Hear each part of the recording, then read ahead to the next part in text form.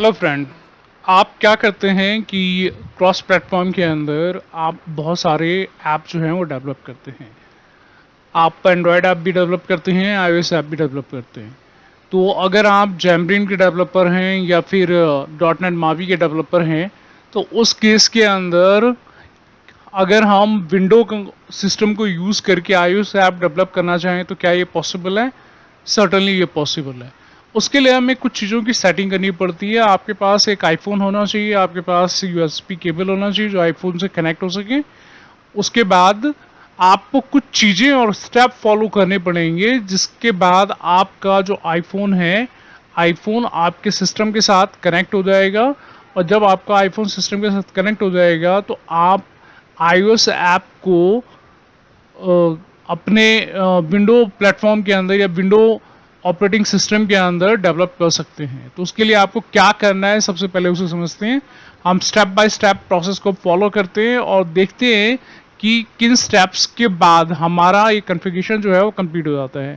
पहला है कि अगर आपके पास एप्पल अकाउंट नहीं है तो आप एक एप्पल अकाउंट क्रिएट करें। एप्पल अकाउंट का लिंक मैंने इस डॉक्यूमेंट के अंदर दे दिया है, तो आप ये डॉक्यूमेंट जो है वो मैं अपने डिस्क्रिप्शन के अंदर भी दे दूंगा लिंक, जिससे कि आप उसे डाउनलोड करें और आप उस स्टेप को फॉलो करें, जिससे कि आप अपना आईफोन का जो कॉन्फ़िगरेशन है वो विंडो के अंदर यूज़ कर सकें, चाहे जैमरीन के लिए या डॉट नेट मावी के लिए। तो अगर हमने कहा कि सबसे पहले आपको एक अकाउंट क्रिएट करना है, तो आप अकाउंट क्रिएट करने के लिए गए तो यहाँ पर आपके पास developer.apple.com है। इसके ऊपर आपको क्या करना है, एक अकाउंट क्रिएट करना है। तो अगर आप एक अकाउंट क्रिएट करते हैं तो उसके लिए आपको अकाउंट पर क्लिक करना पड़ेगा। यहाँ पर क्योंकि मेरा ऑलरेडी अकाउंट बना हुआ है तो मैं नया अकाउंट क्रिएट करने के लिए नहीं जाता हूँ। अगर आपका अकाउंट नहीं बना है, don't have an apple ID, तो आप अपना एक एप्पल आईडी यहाँ पर क्रिएट करें। क्रिएट नाउ पर क्लिक करिए। उसके बाद क्रिएट योर एप्पल आईडी आपको यहाँ पर बताएगा कि जो जो फील्ड आपकी रिक्वायरमेंट है उस फील्ड को फिल करें। फर्स्ट नेम आप अपना एंटर करिए, लास्ट नेम एंटर करिए, किस कंट्री से बिलोंग करते हैं, जो भी आपका डेट ऑफ बर्थ है वो डाल दीजिए। जिस अकाउंट को आप यूज़ करना चाहते हैं उसी अकाउंट को रजिस्टर कीजिएगा, क्योंकि हो सकता है उसके ऊपर आपके पास कुछ इन्फॉर्मेशन आती है। तो वो जो ईमेल आप यूज़ करेंगे वो ईमेल आपका एक्टिव होना चाहिए, क्योंकि उसी के ऊपर बहुत सारी मैसेजेस जो हैं वो आते हैं जो आपको रिसीव करने होते हैं और आगे काम करना पड़ता है। अब यहाँ पर आप अपना वो ईमेल आईडी डालें जिसके ऊपर आप ईमेल रिसीव करना चाहते हैं। आप अपना पासवर्ड चूज़ कर लीजिए। यहाँ पर ये जो जिस कंट्री से आप बिलोंग करते हैं उस कंट्री का यहाँ पर आपको फ़ोन नंबर डालना पड़ेगा।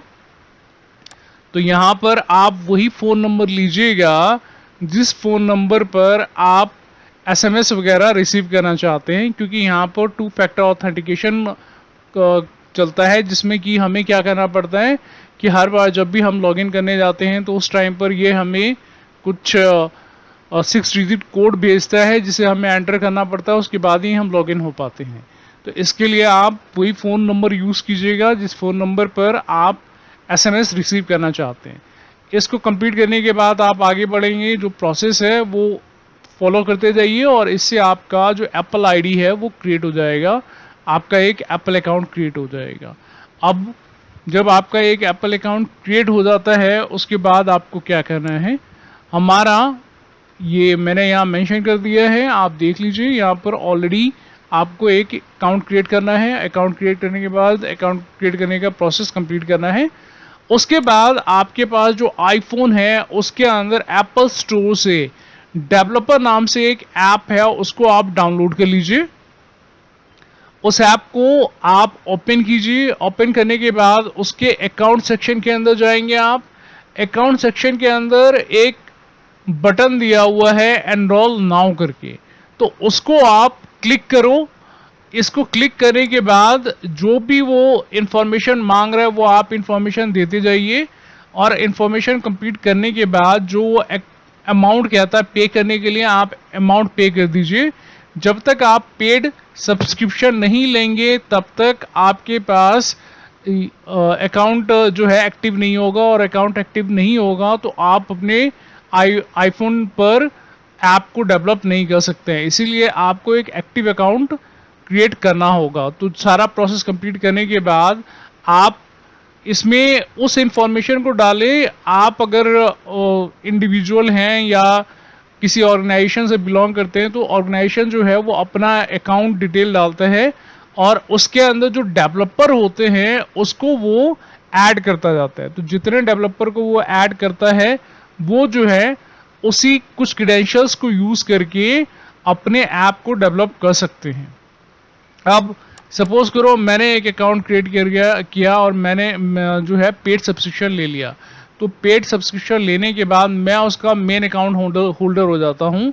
तो अगर मैं मेन अकाउंट होल्डर हूँ तो मैं क्या करूँगा कि कोई डेवलपर, सपोज करो कि मैंने एक दूसरी आईडी से अपना एक एप्पल आईडी बनाया था, तो मैं वो एप्पल आईडी जो है वो मेन अकाउंट होल्डर को शेयर करूँगा। मेन अकाउंट होल्डर जो है वो एप्पल आईडी को ऐड करके जैसे ही ऐड करेगा उसके अंदर ऐड होने के बाद वो क्या करता है, एक आपके ईमेल पर मैसेज आएगा जिसको आपको एक्सेप्ट करना होगा। तो आपको इनवाइट जो है रजिस्टर्ड ईमेल आईडी पर एक्सेप्ट करना होगा। जब आप रजिस्टर्ड ईमेल आईडी पर एक्सेप्ट अपना जो इनविटेशन है एक्सेप्ट कर लेंगे तो आप जो है उस डेवलपर प्रोग्राम का पार्ट बन जाएंगे, जो भी डेवलपर प्रोग्राम क्रिएट किया गया है। अब मेन अकाउंट होल्डर जो है वो आपको एक एपीआई क्रिएट करके देगा, एपीआई की क्रिएट करके देगा। जब वो अपना अकाउंट ओपन करेगा तो उसके पास यहाँ पर people keys shared Xcode cloud इस तरीके से कुछ ऑप्शंस होंगे। उसमें वो की के ऊपर जाएगा, वहाँ पर इशूअर आईडी जो होता है वो ऑटो जनरेटेड होता है। यहाँ पर ऐड पर क्लिक करेगा और जो भी वो डेवलपर प्रोग्राम का नेम देना चाहे वो नेम दे सकता है। उसके बाद जैसे ही यहाँ पर की पर क्लिक करता है वो उसकी जो इन्फॉर्मेशन है वो सारी इन्फॉर्मेशन ले लेता है। उसके बाद यहाँ पर एक नेम, की आईडी और यहाँ से वो आपको एक एपीआई की का फाइल डाउनलोड करके देगा। ये चार चीज़ें जो है वो हमें अपने आईफोन का जब कॉन्फ़िगरेशन करेंगे विंडो के ऊपर तो उस टाइम पर हमें रिक्वायरमेंट होती है। तो ये सारा काम जो है करके आपको मेन अकाउंट होल्डर जो है वो दे देगा।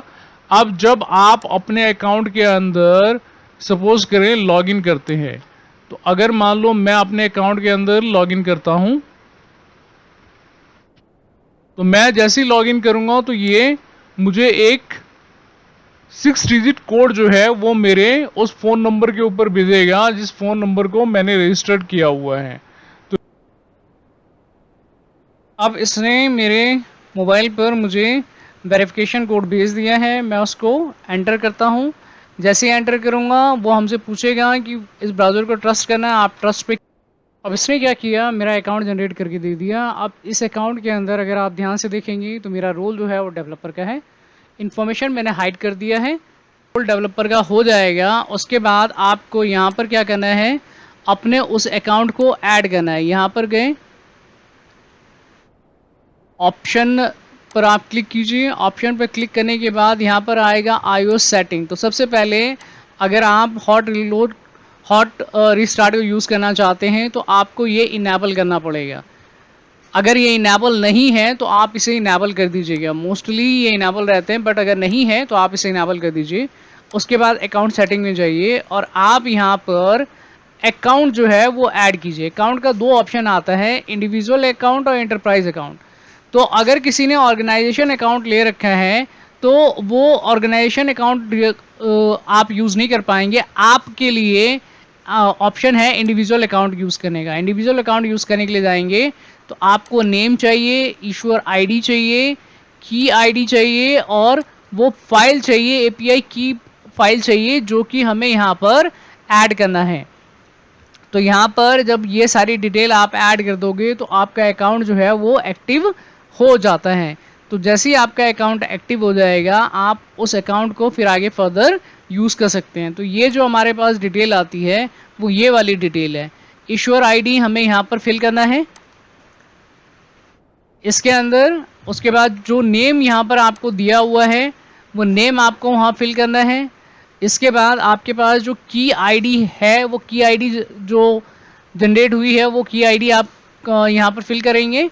और इसके बाद आपको यहाँ पर वो पूरा पाथ देना है, जिससे कि ये आपका अकाउंट जो है वो एक्टिव हो जाए। तो ध्यान रखिएगा, अगर ऑर्गेनाइजेशन अकाउंट बना है तो आपको इंडिविजुअल अकाउंट से लॉगिन करना है, ऑर्गेनाइजेशन अकाउंट से लॉगिन नहीं करना है। तो मैं ये पूरा प्रोसेस जो है कंप्लीट करता हूँ और फिर मैं आपको, जब आप सारी डिटेल फिल कर देते हैं उसके बाद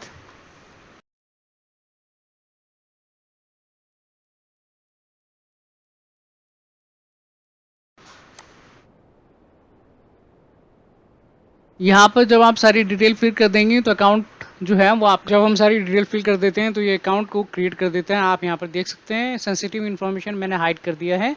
तो अब मैं क्या करूँगा कि यहाँ पर लोकल डिवाइस के ऊपर जाऊँगा और सबसे पहले मैं अपने आईफोन को यूएसबी से कनेक्ट कर दूंगा। अब मैं क्या करूँगा, इस लोकल डिवाइस को क्लिक करूँगा। यहाँ पर हमारे पास कुछ ऑप्शन आते हैं, आप नेक्स्ट कीजिए। नेक्स्ट करने के बाद जिस अकाउंट से आप लॉगिन होते हैं वो ऑलरेडी जितनी भी फाइलें या बाकी जिन वैलिडेशंस की ज़रूरत होती है वो ऑटो जनरेटेड है, वो अपने आप ही सारी चीज़ें जनरेट कर देता है हमारे लिए।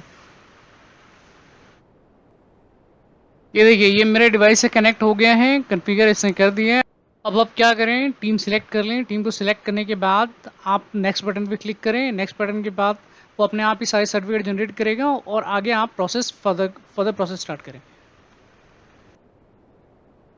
इस तरीके से आपके पास प्रॉम्प्ट खुल के आएगा। तो ये कि वहाँ पर जो एक नया आइकन जो है इस प्रोग्राम के लिए बन के आ चुका होगा, अब आप उसको क्लिक कीजिए।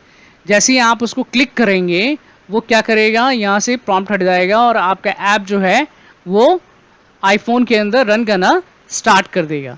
तो इस तरीके से हम बिना किसी मैक सिस्टम के अपने सिर्फ आईफोन की हेल्प से विंडोज सिस्टम में हॉट रिस्टार्ट को यूज़ करने के बाद हम अपने आईफोन का अगर ऐप डेवलप करना चाहते हैं तो उस ऐप को हम डेवलप कर सकते हैं। ये सेम काम हम .NET मावी और जैमनीन दोनों के अंदर कर सकते हैं। तो आप इस तरीके से आप अपने ऐप को डेवलप कीजिए, उसके लिए आपको मैक सिस्टम की रिक्वायरमेंट नहीं होगी।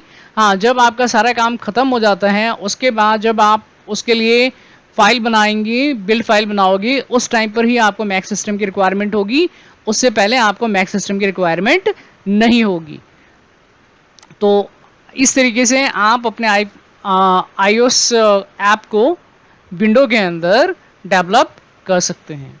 तो आज के लिए इतना ही। अगर आप हमारे चैनल पर नए हैं तो हमारे चैनल को सब्सक्राइब कीजिए, कमेंट कीजिए, लाइक कीजिए और शेयर कीजिए। और अगले वीडियो के लिए आप बेल आइकन को प्रेस कीजिए, जिससे कि जब भी हम कोई नया वीडियो इस तरीके से बनाएंगे तो आप तक वो नोटिफिकेशन पहुंच जाए।